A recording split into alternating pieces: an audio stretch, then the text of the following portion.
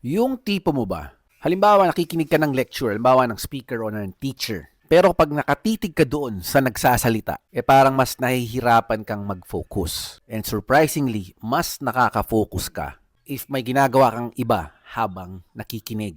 For example, doodling or sketching. Ano? Ganyan ka ba? Ganyan ka? Okay, ayokong magpaka-eksperto rito.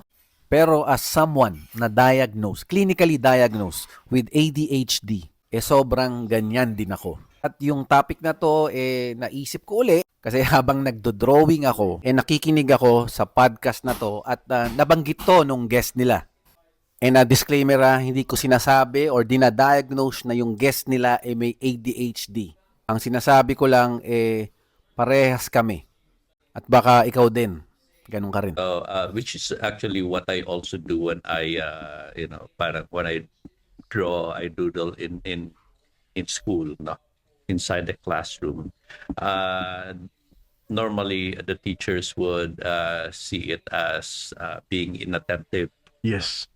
But what they don't really realize is I connect more with the lecture when I'm doodling than when I'm like looking at the teacher directly and giving the impression that I'm listening. Yung gana.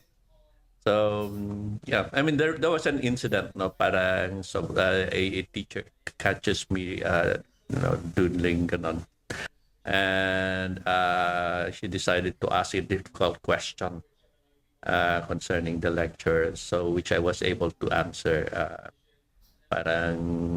So the whole idea of parang being inattentive has been disproven there. Again, I'm not saying and dinadiagnose ko na meron din siyang ADHD. Klaro yun.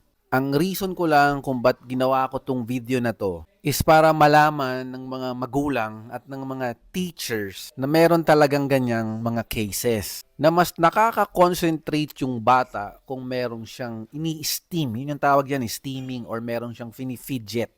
Yun nga, kagaya ng pagdududel. Ang common kasi na tendency pag nakita ng teacher or maski ng magulang na hindi nakikinig yung or seemingly nakikinig or nakatingin yung bata dun sa nagle-lecture o sa nagsasalita, automatically mababrandingan na hindi siya nakikinig. So, ang gagawin ng teacher, papatigilin siyang magdudel or papatigilin siyang gawin ko ano man yung ginagawa niya para makakonsentrate siya and just sit still and listen just like how other kids are listening.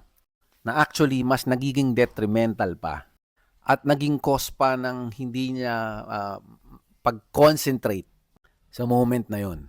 And according sa studies, it's highly related to ADHD. And yung ginagawa na yon, tawag dyan, steaming, na mas nakakatulong pa for dopamine and for focus. So halimbawa may anak kayo na ganun, huwag nyo agad automatically i-brand na delikwente, hindi nakikinig. Pag-aralan nyo rin kasi baka may ganun siyang situation. And again, I'm not here to give diagnosis or mag-diagnose, pero may nakita rin ako na isang video na yung ini-interview niya, ganun din. Mas nakaka-concentrate na makinig habang nagdududel. Ito siya. Ito. Actually, habang nag-interview kami, nag-sketch siya. before anything else, ito pang-relax ko to eh. Tsaka para, believe it or not, mas hindi ako nakatingin sa'yo, mas nakapag-isip ako. Gets, opo. Gets ko yan, sir. Tawag dito. Kasi sa klase, alam mo yun, yung mga 3 hours sa lecture na nagdududel ka, parang sa akin mas na-absorb ko siya. Opo.